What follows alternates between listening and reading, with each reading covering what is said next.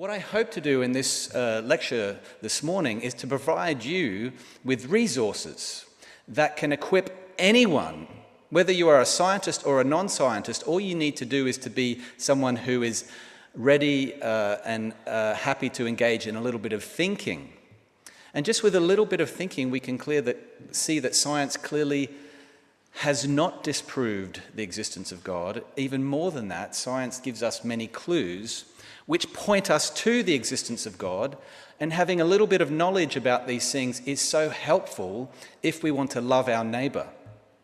Because one of the ways that we can love our neighbour is to remove from them stumbling blocks, be they intellectual or moral or existential, that get in their way of them seeing the gospel, of them encountering the gospel for themselves. And a lot of the narratives that are out there in our culture today get in the way.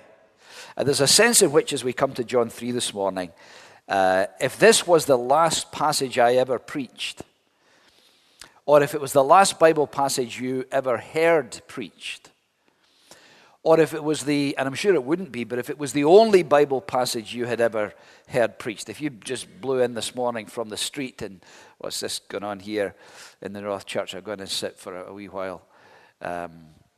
If it was the only Bible passage you ever heard, there's a sense in which it is such concentrated, distilled truth that you could argue, at least from a human point of view, it's all you would ever need to hear.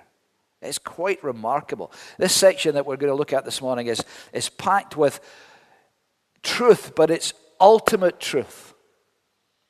It's ultimate truth about God. It's ultimate truth about us. It's ultimate truth about how we relate to Him. It doesn't get any clearer than it gets in John chapter 3. But whatever our experience of suffering, we all need to face it, because this is a reality for us all. And so this question is big for a number of reasons. The first reason why I think this is one of the most difficult questions is because there are no simple answers.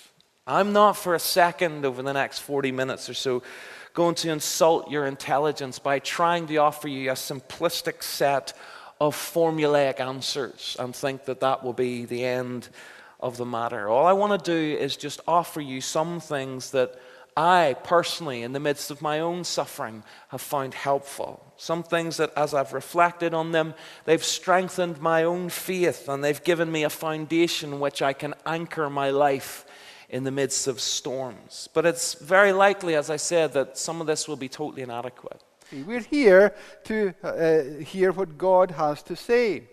And of course, one thing we've got to see, that in the book of Esther, the hero of the book of Esther is not the great Mordecai, it's not the eponymous Esther.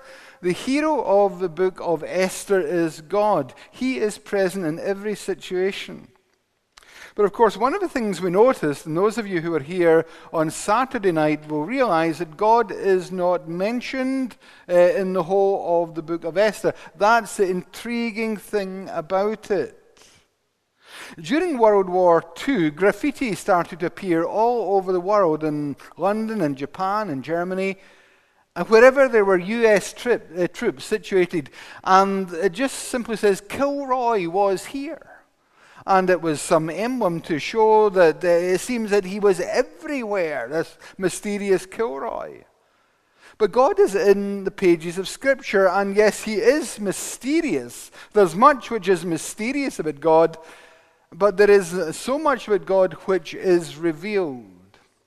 Now remember our little saying that we had on Saturday night. The presence of absence is not the same as the absence of presence. I want that to be like a little grain of sand. You know, that's how a pearl is made, isn't it? And someone was saying, you know that little phrase that you had that kept me awake on Saturday night? And I says, what is that phrase? It's the presence of absence is not the same as the absence of presence. And hopefully that little bit of grit will form in your mind and in your soul, and a pearl will envelop round about it, and you'll see that that's the big point of the book of Esther. He is there, and He is not silent.